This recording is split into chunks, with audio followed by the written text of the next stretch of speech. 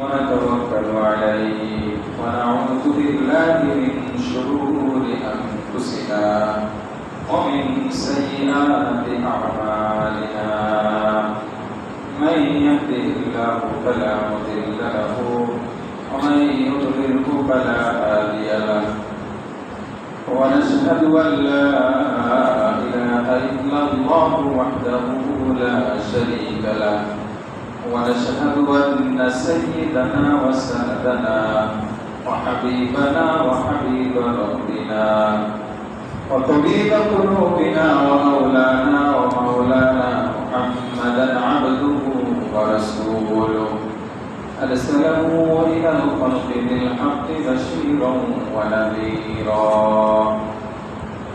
وداعيا إلى الله بإذنه وسراجا وقمرا منيرا أما بعد فقد قال الله سبحانه وتعالى في كلامه المجيد والفرقان الحميد أعوذ بالله من الشيطان الرجيم بسم الله الرحمن الرحيم يا أيها الذين آمنوا كتب عليكم الصيام كما كتب على الذين من قبلكم لعلكم تتقون وقال صاحب القرآن صلى الله عليه وسلم الصيام جنة ما لم يفرقها أو كما قال النبي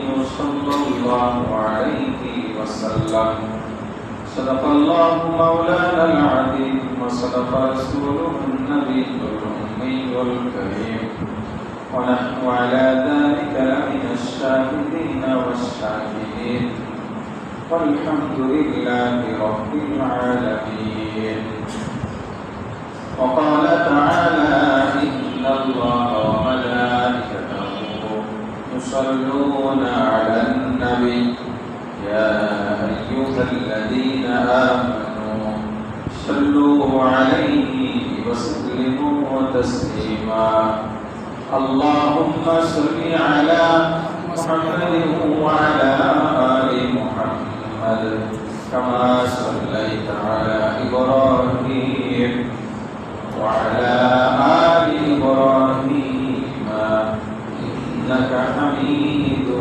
مجيد اللهم بارك على محمد وعلى آل محمد كما باركت على إبراهيم وعلى آل إبراهيم إنك حميد مجيد بلغ العلا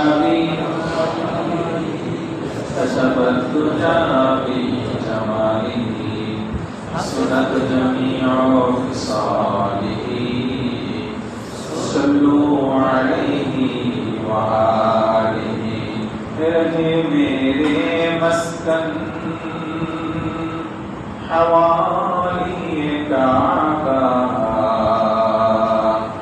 बने मेरे मदफन दियारे मदीना बलगल उला बिकमालिही कशफत दुजा बिजमालिही असदत जमीअ खिसालिही صلوا عليه وآله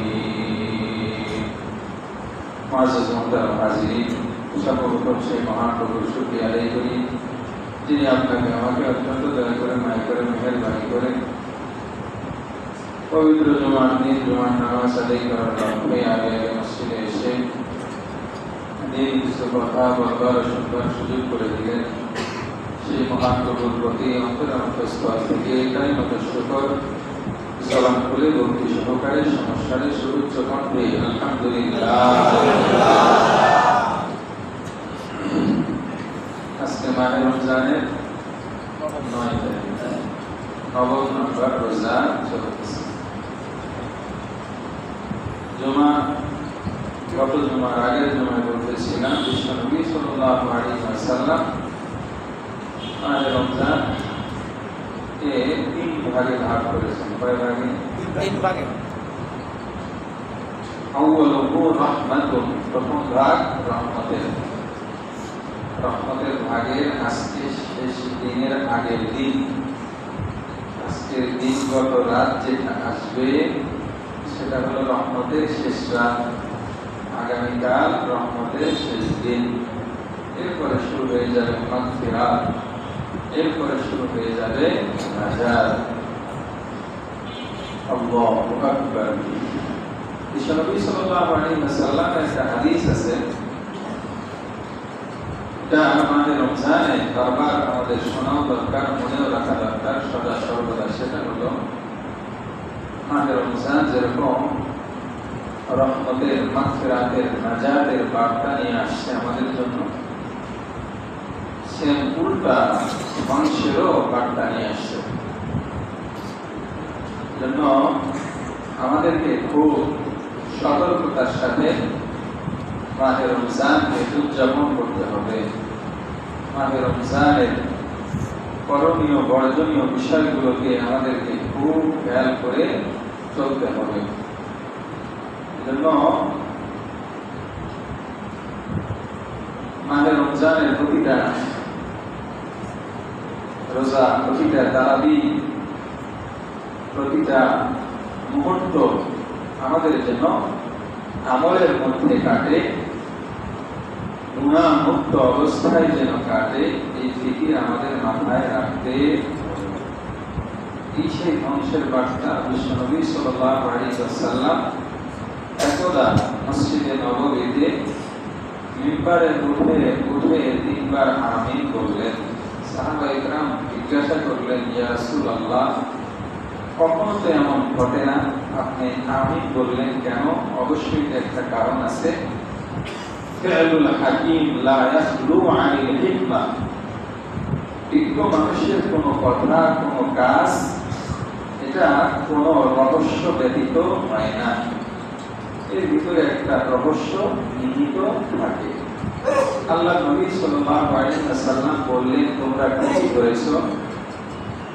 আমি যখন প্রথম সিঁড়ি উঠতেছিলাম তখন জিবরাইল আমিন আমার কানে কানে বলতেছিল, ওই ব্যক্তি ধ্বংস হোক যে ব্যক্তি মাহে রমজানের মধ্যে একটা মাস পাইল কিন্তু মাহে রমজান পাওয়ার পরেও নিজের গুনাহগুলি মাফ করাইতে পারল না। আমি নবী বলে দিলাম আমিন। এটা ফিকির করেন, দোয়াটা হয়েছে কোথায়? মসজিদে নববীতে। পৃথিবীতে যত মসজিদ আছে তার মধ্যে পজিশন নাম্বার 2, 2 নাম্বার পজিশন। প্রথম নাম্বার মসজিদে হারাম, কাবা। 2 নাম্বার মসজিদে নববী।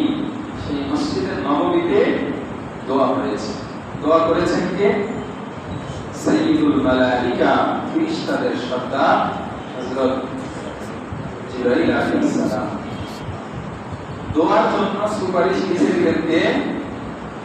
বিশ্বনবী সাল্লাল্লাহু আলাইহি ওয়াসাল্লাম। এই দোয়া তো কবুল না হতে পারে, না হওয়ার সম্ভাবনা আছে? 100% এই দোয়া কবুল হবে। এজন্য মাহে রমজান যেন আমাদের জন্য জায়েজার কারণ হয়, পুরস্কারের কারণ হয়, আমাদের জন্য যেন ধ্বংসের কারণ না হয়। পরীক্ষার্থী যেরকম পরীক্ষা দেওয়ার পরে নিজে নিজেই একটা মার্ক মনে মনে হিসাব করে ফেলে, আমাকে আপনাকে আল্লাহ তাআলা একটা সালিমুত তাবা দান করেছেন, সুস্থ বিবেক দান করেছেন। এই বিবেকটাকে মাহে রমজান সমাপ্ত হয়ে মাহে রমজান যেদিন শেষ হয়ে যাবে সেদিন সারা মাসের হিসাবটা যদি একটু কষি, তাহলে আমি আপনি নিজেরাই উত্তর পেয়ে যাব আমার মার্কশিটে কি আসতে পারে। এই জন্য ভাই, আমাদের যেন আফসোসের দিন অতিবাহিত করতে না হয়, এজন্য আমাদেরকে প্রস্তুত থাকতে হবে। আল্লাহ পাক আপনাকে, আমাকে, সবাইকে তৌফিক দান করেন। আমিন আমিন। মাহে রমজান এসেছিল কেন? এর কারণ আল্লাহ তাআলা মহাগ্রন্থ আল কোরআনুল কারীমের সূরাতুল বাকারা 183 নম্বর আয়াতের মধ্যে নিজেই বলেন, ইয়া আইয়ুহাল্লাযীনা আমানু কুতিবা আলাইকুমুস সিয়াম কামা কুতিবা আলাল লাযীনা মিন ক্বাবলিকুম লাআল্লাকুম তাত্তাকুন। হে আমার ঈমানদার বান্দারা, তোমাদের জন্য রোজাটাকে আমি ফরজ করে দিয়েছি, যেমনিভাবে পূর্ববর্তী লোকদের উপর রোজা ফরজ ছিল। এই রোজা ফরজ হওয়ার কারণ হলো লাআল্লাকুম তাত্তাকুন, যাতে করে তোমরা পরহেজগার হয়ে যেতে পারো, যাতে করে তোমরা মুত্তাকি হয়ে যেতে পারো, তাকওয়াওয়ালা হয়ে যেতে পারো। তাকওয়া কাকে বলে? তাকওয়া বলা হয় আল্লাহর ভয়ে, আল্লাহর মানহিয়াত থেকে নিজেকে বিরত রাখা। তাকওয়ার পথটা কত কঠিন! হযরত ওমর ফারুক রাদিয়াল্লাহু তাআলা আনহু উনি বলেন, তাকওয়ার পথটা এত কঠিন, বলে তাকওয়ার পথটা হলো কাঁটাযুক্ত পথ, নিচে কাঁটা, এমন একটা সুড়ঙ্গ, ডানে কাঁটা বামে কাঁটা, মাথার উপরেও কাঁটা। এই পথ পাড়ি দেওয়ার জন্য তুমি কেমনে যাবে? বলি অত্যন্ত সতর্কতার সাথে যেতে হবে। এমন একটা জুতা পরিধান করতে হবে যাতে এই জুতা বের করে কাঁটা আমার শরীরে না লেগে যায়। এমন পোশাক পরিধান করে যেতে হবে যেন, এমন সতর্কতার সাথে যেতে হবে যেন সাইড থেকে কাঁটা আমার শরীরে বিঁধে না যায়, উপর থেকে কাঁটা যেন আমার মাথায় ঢুকে না যায়। এরকম সতর্কতার সাথে যেরকম এই কাঁটাযুক্ত সুড়ঙ্গের ভিতরে একজন মানুষ চলবে সুসজ্জিত হয়ে, বলে একজন মুত্তাকি তার জীবন চলার ক্ষেত্রে প্রতিটা পদে পদে, জীবনের পাকে পাকে ফাঁকে ফাঁকে সর্বদা সতর্ক থাকবে, না জানি কোন দিক থেকে আমার কোন ভুল হয়ে যায়। মুমিন বান্দা কখনো নিশ্চিন্তে জীবন পরিচালনা করতে পারে না। আল্লাহর নবী সবচাইতে বড় তাকওয়াওয়ালা ছিলেন, মুত্তাকি ছিলেন। কথা বলেন ঠিক কি না? ঠিক। আল্লাহর নবীর চাইতে তাকওয়াওয়ালা কেউ আছে না? আল্লাহর নবীর ব্যাপারে সাহাবায়ে কেরাম বলেন, কানা দাইমাল ফিক্রি ওয়াল আহজান। আল্লাহর নবীকে দেখতে সর্বদা চিন্তিত এবং কোন একটা জিনিস নিয়ে ফিকির করা অবস্থায় দেখা যেত। সবসময় টেনশনে চলত, সবসময় চিন্তাগ্রস্ত থাকতেন, গবেষণায় লিপ্ত থাকতেন। কি সেই চিন্তা? বলে কেমনে আমার উম্মতকে, গুনাহগার উম্মতকে জাহান্নামের আগুন থেকে বাঁচানো যায়, কিভাবে আমার গুনাহগার উম্মতকে জাহান্নাম থেকে বাঁচিয়ে জান্নাতের পথে উঠানো যায়, এই ফিকির সর্বদা উনি রাখতেন। তাই তো আমাদের জন্য তাকওয়ার পথ অতি সুন্দর করে বলে দিয়ে গেছেন, আমাদের জন্য সুন্দর রাস্তা রেখে গেছেন। আমাদের দায়িত্ব হলো সেই রাস্তা অনুযায়ী চলা। রোজা রাখতেছি, এই রোজাটা যদি সুন্নত তরিকায় হয়, বিশ্ব নবীর বাতলানো পথ অনুযায়ী হয়, তাহলে এই রোজাটাই আমাদের জন্য নাজাতের কারণ হয়ে যাবে। বলে রোজাটা কত বড় দামি, রোজার ফজিলত কত তোমার বলছিলাম, আজকেও বলি রোজার ফজিলতটা এত বেশি। বলে আল্লাহ তাআলা কাল কিয়ামতের ময়দানে রোজাদারদের জন্য একটা স্পেশাল গেট বানাবেন। সুবহানাল্লাহ, সুবহানাল্লাহ। কি সেই গেট? নাম হলো রায়্যান। নাম কি? রায়্যান। রায়্যান নামে হলো পরিতৃপ্ত। যে মানুষটা পরিতৃপ্তি সহকারে পানি পান করেছে তাকে বলা হয় রায়্যান। যেই গাছটা সবুজ শ্যামলা অত্যন্ত সুন্দর, সেই গাছের ডালকে বলা হয় রাইয়ান। কথা বুঝেছি? রাইয়ান মানে সুন্দর, পরিতৃপ্ত, পরিপূর্ণ, ভালো যেটা, সেটাকে বলা হয় রাইয়ান। আমাদের দেশে সবচেয়ে বড় বিমানবন্দর আছে না, ঢাকাতে। এই বিমানবন্দরের ভিতরে বিভিন্ন গেট আছে, তার ভিতরে একটা গেট হলো VIP lounge, VIP gate, VIP terminal. এই গেট দিয়ে সবার জন্য ঢোকার অনুমতি নাই। বিশেষ রাষ্ট্রীয় পদধারী ব্যক্তিরা ওই গেট দিয়ে ঢোকে, অথবা বিদেশ থেকে মেহমান যদি বিশেষ মর্যাদাশালী হয় তাদেরকে ওখান দিয়ে প্রবেশ করায়। আল্লাহ তাআলা রাইয়ান নামক গেটটা কাল কিয়ামতের ময়দানে কায়েম করবেন।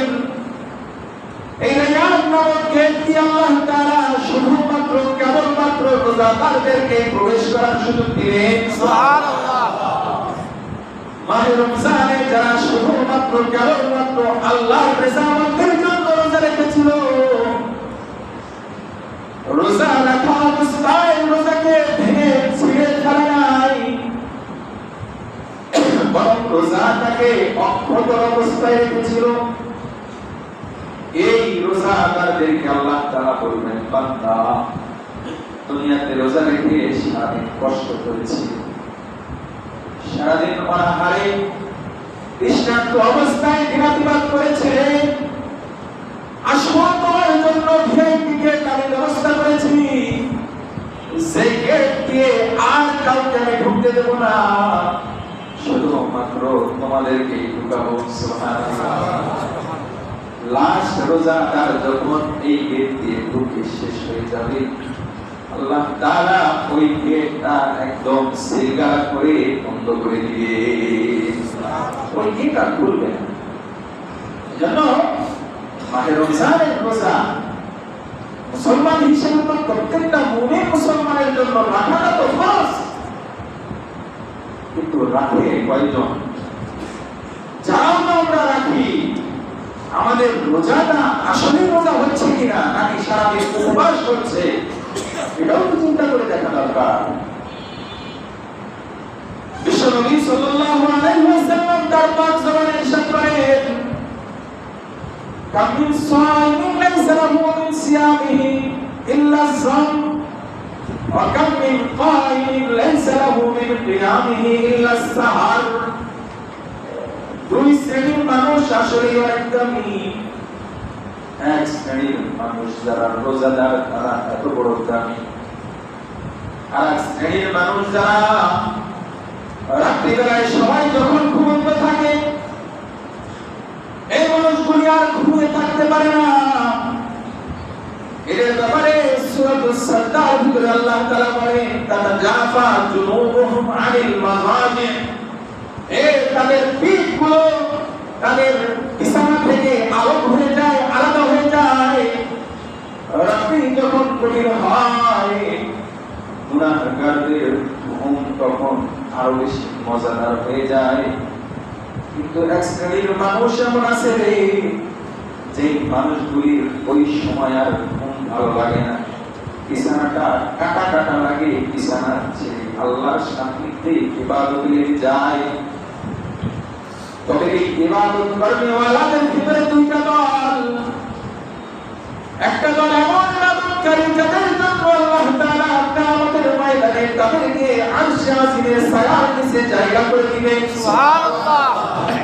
হাউজে কাউসারের পানির ব্যবস্থা করবেন, সেই হাউজে কাউসারের পানির ফজিলত হলো এমন, এক গ্লাস পানির ব্যবস্থা কারো যদি হয়ে যায়, জান্নাতে যাওয়ার আগ পর্যন্ত তার আর পিপাসা লাগবে না। তার মানে কিয়ামতের ময়দানে কেউ যদি আরশে আজিমের নিচে জায়গা পেয়ে হাউজে কাউসারের এক গ্লাস পানি উপভোগ পেয়ে যায়, তাহলে সে আর জাহান্নামে যাবে না। কেননা জাহান্নাম গেলে তো পিপাসা লাগবে, কি বলে পিপাসা লাগবে না? আল্লাহ পিপাসা লাগবে। জান্নাতে যাওয়ার আগ পর্যন্ত তার পিপাসা লাগবে না, তার মানে সে সরাসরি জান্নাতে চলে যাবে। সুবহানাল্লাহ। কিন্তু আল্লাহ নবী বলেন, এক শ্রেণীর তাদের জন্য শুধুমাত্র রাত্রি জাগরণ করার কষ্ট যেটা আছে এটাই তাকে বিনিময় হিসেবে দেওয়া হবে, এছাড়া আর কিছুই দেওয়া হবে না। নাউযুবিল্লাহ। এজন্য আমাদের ভিতরে যারা রাত্রি জাগরণ করার সুযোগ আল্লাহ তাআলা নসিব করে, আমাদের বড়দের কিছু নাই, বরং আল্লাহর কাছে চাইতে হবে, আল্লাহ এই রাত্রি জাগরণকারী যেন সেই সৌভাগ্যবান করে আমাকে আপনি শামিল করে নেন।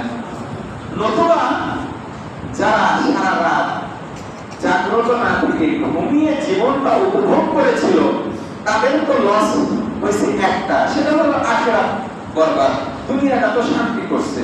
কিন্তু যেই আল্লাহ বান্দারা রাত্রি জাগরণ করে ইবাদত করলো কিন্তু এটা যথাযথ না হওয়ার কারণে এর বিনিময় শুধু আল্লাহ তাআলা শুধু এই কষ্টটাই দিবেন, কোনো বিনিময় দিবেন না, তাহলে এর লস দুইটা হলো না, দুনিয়াও গেল আখিরাতও গেল। এটাকেই হাদিসের পরিভাষায় বলা হয় খাসিরাত দুনিয়া ওয়াল আখিরাহ, দুনিয়াও বরবাদ আখিরাতও বরবাদ। এইজন্য এমন যেন না হয় দুনিয়াও বরবাদ হলো আখিরাতও বরবাদ হলো, যেটা আমাদের ভাষায় বলি আমরা আমও গেল সালাও গেল, আমও গেল সালাও গেল, এমন যেন না হয়ে যায়। আল্লাহর নবী বলেন এমন রোজাদার আছে যার রোজার বিনিময়ে আল্লাহ তাআলা সারাদিন রোজা রেখে কষ্ট করার কারণে যে কষ্টটা তার হয়েছিল, এই না খেয়ে থাকার ক্ষুধার্ত যে কষ্টটা, এই কষ্টই তার প্রতিদান হিসেবে দেওয়া হবে, এছাড়া তার ভাগে কিছুই জুটবে না। এই হতভাগা কারা? আল্লাহর নবী হাদিসের ভিতরে রোজাদারের কিছু গুণাবলী বর্ণনা করেছেন। তার ভিতরে এক নম্বর গুণ হলো রোজা অবস্থায় জবানটাকে রোজা রাখতে হবে। কি রোজা রাখতে হবে ভাই? জবানটাকে রোজা রাখতে হবে। এক হাদিসের ভিতরে আল্লাহর নবী জবান হেফাজতের তরিকা বলে দিয়েছে। জবান দ্বারা মিথ্যা বলা যাবে না। জবান দ্বারা কি বলা যাবে না? মিথ্যা বলা যাবে না। রাজি আছেন তো ইনশাআল্লাহ? মিথ্যা বলবো না। এমনিই তো মিথ্যা বলা ঠিক না, তার মধ্যে আবার রোজা রেখে মিথ্যা বলা কি বলে? এমনি তো গুনার কাজ করা ঠিক না। সিগারেট খাওয়া এমনি তো খারাপ কাজ, তাই না? হঠাৎ করে আপনার বন্ধু নামাজ রোজা শুরু করছে, এখন যদি 5 জন ফ্রেন্ড সার্কেলের ভিতরে একসাথে 8টা অবস্থায় 4 জন সিগারেট ধরাইছে, সমস্যা নেই, ওই দাড়ি টুপি নতুন পড়ছে এ যদি শুরু করে দেয়, তা হাজি তুই পাঞ্জাবি টুপি পরেও এই কাজ করিস, তার মানে কি? কিছু কিছু পোশাক, কিছু কিছু এমন অবস্থা আছে যে অবস্থাতে এটা করা মোটেও বাঞ্ছনীয় নয়। রোজা রেখেও মিথ্যা বলা, রোজা ছাড়াও মিথ্যা বলা হারাম, তবে রোজা রেখেও মিথ্যা বলা এটা আরো মারাত্মক গুনাহ। তার কারণ হলো রোজা নষ্ট হয়ে যাবে, রোজার ফজিলত পাওয়া যাবে না। রোজা রেখে গীবত করা যাবে না। কি করা যাবে না? গীবত করা যাবে না। আল্লাহর নবী বলেন যে ব্যক্তি রোজা রেখে জবানের গুনাহ মিথ্যা ছাড়লো না, গীবত ছাড়লো না, চগলখুরি ছাড়লো না, এই রোজার আল্লাহর কোনো দরকার নাই। এমন রোজার আল্লাহর কোনো দরকার নাই। এই জন্য রোজা অবস্থায় আজমবিল জজম করে নেব। এ ভাই এমন রোজাদার আছে না যারা জিন্দগিতে মিথ্যা বলে না? আছে না? এমন আছে।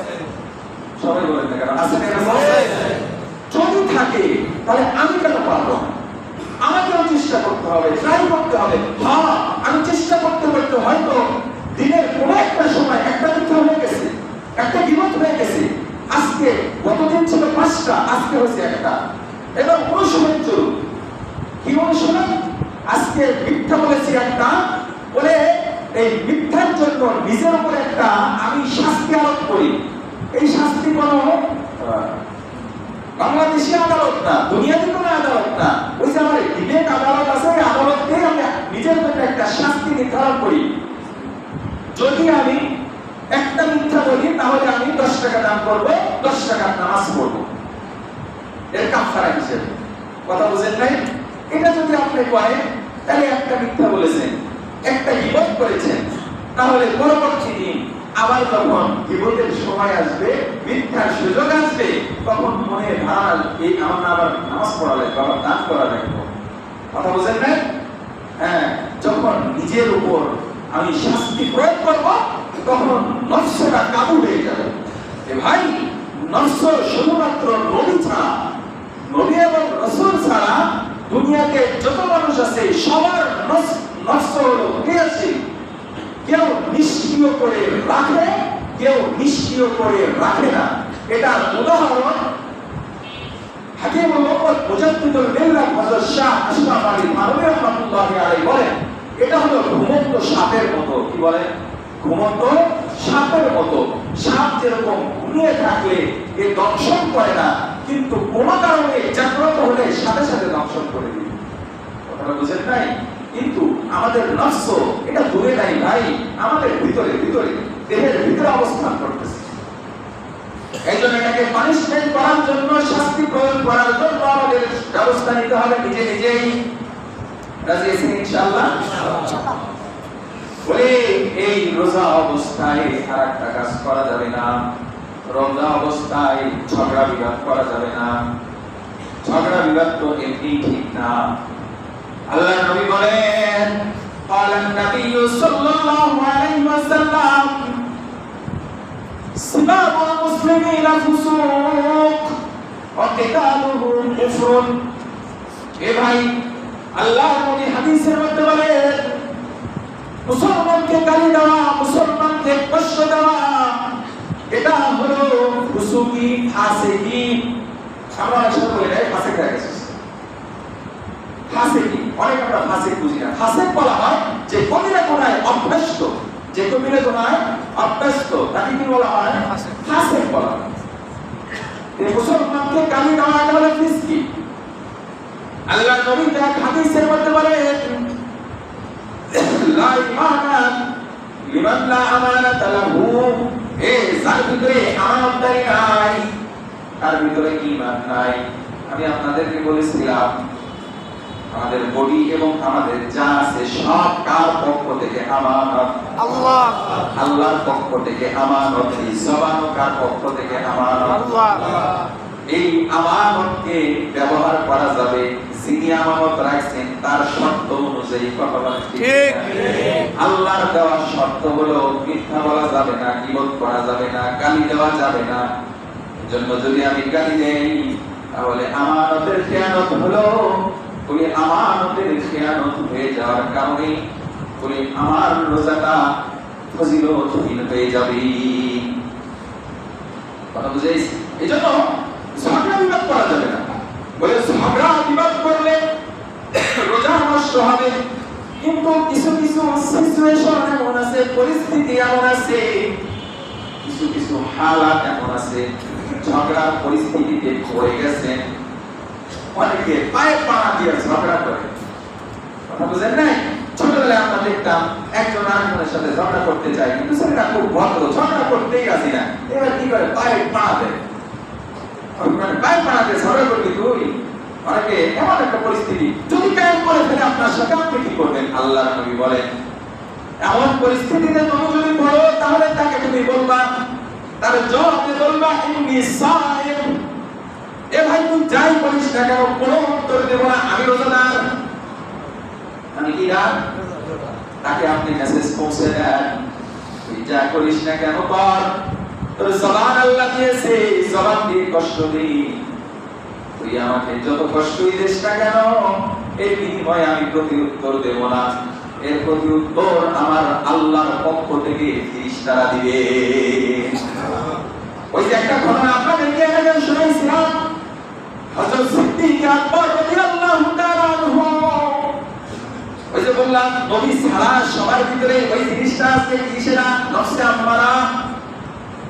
আল্লাহর নবীর সামনে বসা, আল্লাহর নবীর সামনে সিদ্দিক আকবর বসা, সিদ্দিক আকবরকে ইহুদি বকাবাজি করতেছে। এ ভাই, সিদ্দিক আকবরকে কি করতেছে? বকাবাজি করতেছে। ভালো লোকদেরকে বকাবাজি করবে, এটা আপনার ঐতিহ্য, এটা আপনার মিরাস সূত্রে পাওয়া। প্রত্যেকটা নবীরা বকাবাজি শুনছেন। কথা বুঝেন না? নবীওয়ালা কাজ করবেন, বকাবাজি শুনবেন, এটা হতে পারে। যে নবীদের পরে সবচেয়ে ভালো স্থান কার? সিদ্দিক আকবর। সে বকা খাবে না তো খাবে কি? সিদ্দিক আকবর রাদিয়াল্লাহু তাআলা আনহু ওনাকে যখন বকা দিচ্ছে খুব ধৈর্য সহকারে চুপ করে আছে। একবার, দুইবার, তিনবার, চতুর্থবারের বেলায় বলতেছে, এই খবরদার আর করে দিন না। যে ধমক দিছে আল্লাহ নবীর উপর রওনা দিছে। সিদ্দিক আকবর নবীর পিছে পিছে যায় বলতেছে, ইয়া রাসূলুল্লাহ আফওয়ান লি, ক্ষমা করে দেন। ও আমাকে তিনবার বকা দিল, কিছু বলি নাই। আমি তো রক্ত মাংসে গড়া মানুষ। ও যখন বারবার বকা দিতেছিল আর নিজেকে স্থির রাখতে পারে নাই, আমি উত্তর দিয়েছি। আল্লাহর নবী বললেন, ও সিদ্দিক, তুমি তো জানো আমার কাছে ফেরেশতাদের আনাগোনা হয়, ফেরেশতারা সব সময় আমার কাছে আসে। তুমি যতক্ষণ পর্যন্ত চুপ ছিলে, ওই ইহুদির জব দিতেছিল আমার কাছে থাকা ফেরেশতারা, তার সাথে জব দিতেছিল কাদাত্তা ইন্নাকা কাদ্দাব, এই তুই মিথ্যুক, তুই মিথ্যুক। সিদ্দিক আকবরের নামে যে অপবাদ দিচ্ছিস এটা সঠিক নয়, তুই একটা মিথ্যুক, এইভাবে যখন বলতেছিল। কিন্তু তুমি যখন জবাব দেওয়া শুরু করলে, ফেরেশতা বিদায় নিয়ে চলে গেছে, শয়তান তোমার কাছে এসে হাজির। সেখানে শয়তান হাজির, ওখানে তো নবী থাকতে পারে না, এই জন্য আমি উঠে চলে আসলাম। কথা বুঝে আসছে? বলে এরকম বকার সিচুয়েশনে ধৈর্য কেমন ধরতে হয়। আর দুইটা ঘটনা শোনাইতে চাই। হযরত ইমাম বলেন তো কে? আবু হানিফা। ইমাম, আমাদের ইমামকে আবু হানিফা রাহমাতুল্লাহি আলাইহি। উনি একদিন ওনার মজলিসে বসা একজন এসে বলতেছে কষ্ট দেওয়ার জন্য, এই আবু হানিফা, শুনলাম তোমার বাবা তো অনেকদিন হলো মারা গেছে, তোমার মাকে আমি বিয়ে করতে চাই। অবশ্যই বিছানাশায়ী একজন মহিলা, তার মানে কষ্ট দেওয়ার জন্য। হযরত আবু হানিফা রাহমাতুল্লাহি আলাইহি উনি যদি চাইতেন, ওনার ছাত্রদেরকে বললে সাথে সাথে পানিশমেন্ট করে দিত। উনি সবর ইখতিয়ার করেছেন, ধৈর্য ধারণ করেছেন, এত বড় ধৈর্য ধরছেন, বলে ধৈর্য ধরে চুপ হয়ে গেছেন। কিছু সময় ধরে বলতেছে, হযরত আপনি তো আমার মাকে বিবাহ করতে চাচ্ছেন, হানাফি মাযহাবের মাসআলা একটা শিখে নেন। হানাফি মাযহাবের মাসআলা হলো বিবাহের ক্ষেত্রে কোন মেয়ে যদি অপ্রাপ্ত বয়স্ক হয় তাহলে অভিভাবক চাইলে তাকে বিবাহ দিতে পারে, কিন্তু প্রাপ্তবয়স্ক পুরুষ, প্রাপ্তবয়স্কা নারীর বিবাহের ক্ষেত্রে খুব সাবধান। এখানে আমরা অভিভাবক অভিভাবিকারা অনেক সময় আমরা আমাদের সন্তানদের উপর জুলুম করে ফেলি, খবরদার করা যাবে না। তারা নিজেরা নিজেদের সিদ্ধান্ত নেওয়ার ব্যাপারে তারা স্বয়ংসম্পন্ন, তাদের মতের বাহিরে তাদেরকে বিবাহ করতে বাধ্য করা যাবে না। তাদের মতের মূল্যায়ন হানাফি মাযহাবে এটা এস্টাবলিশড, এটা প্রতিষ্ঠিত, এটা আপনি মাইনাস করতে পারবেন না। আপনার মেয়ে একটা ছেলেকে বিবাহ করতে রাজি না, জোর করে তার সাথে বিবাহ করার অধিকার আপনার নেই। হানাফি মাযহাব অনুযায়ী আপনার ছেলে একটা মেয়েকে বিবাহ করবে না, কোন কারণে আপনি তাকে জোর করে বিবাহ দিতে পারবেন না। উনি বলতেছে কথাটা এই পর্যন্তই থাক। যাই হোক, উনি বলতেছে আমার মা যেহেতু প্রাপ্ত বয়স্কা, এই জন্য ওনার অধিকার আছে, উনি আপনার সাথে বিবাহ বসতেও পারে নাও পারে, আমার এখানে এখতিয়ার নেই, আমি মার থেকে অনুমতি নিয়ে আসি। এই কথা বলে উনি কেমনই কলম উঠাইতেছেন, সাথে সাথে ওই ব্যক্তিটা ওখানে ঠাস হয়ে পড়ে গেছে। উনি তখন বলতেছেন আবু হানিফার সবর, আবু হানিফার ধৈর্য একজনের জীবন নাশের কারণ হয়ে গেল। বুঝেন নাই? আমি আর আপনি প্রতিশোধ নিলে কতটুকু না জানি পারবো, কিন্তু আমার আল্লাহ প্রতিশোধ নিলে সবচেয়ে বড় প্রতিশোধ নিল। আর একটা ঘটনা, হযরত ইসমাঈল শহীদ রাহমাতুল্লাহি আলাইহি কত বড় আলেম, বলে ভারতবর্ষের ভিতরে 5 জন আলেম বলে উনি একজন। দিল্লি জামে মসজিদের খতিব, দিল্লি জামে মসজিদের খতিব। এই আমি যেরকম বয়ান করতেছি, হযরতও বয়ান করতেছিলেন। এই বয়ান করা অবস্থায় ওই যে বললাম ভালো লোকদের দিয়ে একজন থাকে, তেমন পিছন থেকে দাঁড়া বলেছে, ইসমাইল তুমি তো জারস সন্তান। নাউজুবিল্লাহ, বলতেছে তুমি তো জারস সন্তান। ইসমাইল শরীফ রহমাতুল্লাহি আলাইহি কোনো রাগান্বিত হন নাই, উনি চুপ করে বলতেছে, আপনার কাছে ভুল মেসেজ পৌঁছেছে, আপনার কাছে ভুল সংবাদ পৌঁছেছে।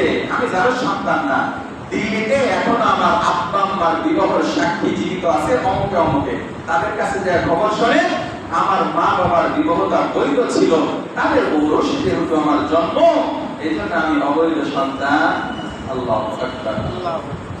এই মাসটা হলো সবরের মাস, শাহরুস সাবরি।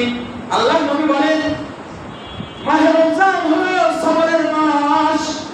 আল্লাহর নবী বলেন আসসাবুহু আল জান্নাহ, আসসাবরু সাওয়াবুহু আল জান্নাহ। এই সবরের প্রতিদান হলো সরাসরি জান্নাত। সুবহানাল্লাহ। এই জন্য কেউ যদি আপনার সাথে পাড়া দিয়ে ঝগড়া করতে যায়, আপনি কি উত্তর দিবেন বলেন? আমি রোজাদার, ইন্নী সায়েম, আমি রোজাদার।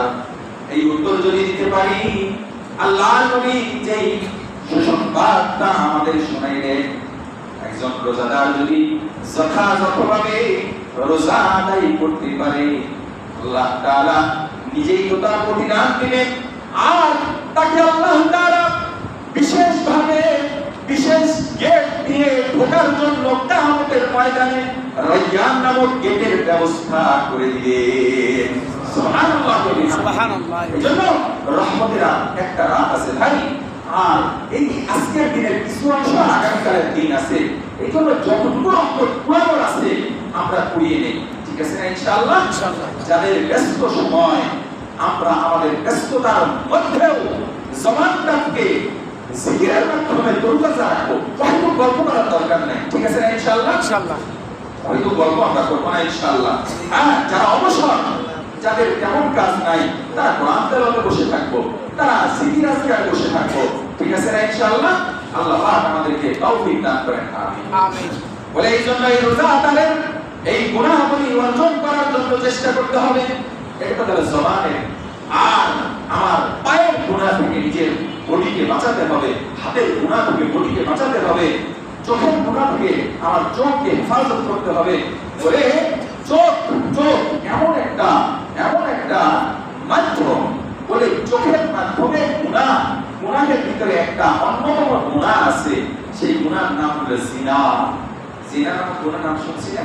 বলে জিনা তো আমরা শুধুমাত্র বুঝি যে বিশেষ কাজ সম্পাদনের নামই মনে হয় জিনা। না না না, জিনা চোখেরও জিনা আছে, হাতেরও জিনা আছে, পায়েরও জিনা আছে। বলে আল আইনান তাসনায়ান, আমার উম্মতেরা তোমরা সাবধান, তোমাদের চোখগুলি জিনা করে। জিনা কি? বলে জিনা হলো চোখের গুনাহ। জিনাল আইনি আন নাযার, জিনাল আইনি আন নাযার, চোখের জিনা হলো অপাত্রে নজর দেওয়া। বিশেষ কারণে কোন পর মহিলার দিকে নজর যদি যায়, প্রথমটা গেল, দ্বিতীয়টা দেওয়ার সুযোগ নাই, সাথে সাথে ফিরাতে হবে। রাজি আছেন ইনশাআল্লাহ? যদি আমরা আমাদের বডি পুরাটাকে রোজা অবস্থায় রাখতে পারি, তাহলে আমাদের এই রোজাটা আমাদের জান্নাতের কারণ হবে। এই রোজাটা পূর্ণ থাকবে, এটা সেরা ফাটা হবে না। আল্লাহ নবী বলেন যে তোমাদের রোজা যেন কি না হয়ে যায়, সিনে ফিরে না যায়। আসিয়ামু জান্নাতুন, এই রোজাটা তোমার জন্য কাল কিয়ামতের ময়দানে ঢাল হিসেবে ব্যবহৃত হবে। মালাম ইয়াহরুকাহা, যতক্ষণ এটাকে অক্ষত রাখবে, যতক্ষণ এটাকে রাখবে অক্ষত রাখবে। এই জন্য রোজাটাকে আমরা অক্ষত রাখার চেষ্টা করব ইনশাআল্লাহ। কি ঢাল হিসেবে ব্যবহার হবে? আল্লাহ নবী এক হাদিসের মধ্যে বলেন আসিয়ামু ওয়াল কুরআনু ইয়াশফাআনি লিল আবদি ইয়াউমাল কিয়ামাহ। আল্লাহ নবী বলেন কাল কিয়ামতের ময়দানে রোজা এবং কোরআন মানুষের জন্য সুপারিশ করে করে জাহান্নাম থেকে মুক্তি দিয়ে জান্নাতের ব্যবস্থা করে দিয়েছেন। আসুন আমরা এমন রোজাদার হয়ে যাই যেন আমাদের রোজাটা আমাদের সুপারিশকারী হয়ে কাল কিয়ামতের ময়দানে জান্নাতে নিয়ে যাওয়ার ব্যবস্থা করে দেয়। আল্লাহ পাক আমাদেরকে কবুল করেন, আমিন। যতটুকু কথা আলোচনা করলাম আমাকে সহ আপনাকে সবাইকে আমল করে কোন জাহানের কামিয়াবি অর্জনের তৌফিক দান করেন। আমিন ওয়া আখিরু দাওয়ানা আলহামদুলিল্লাহ।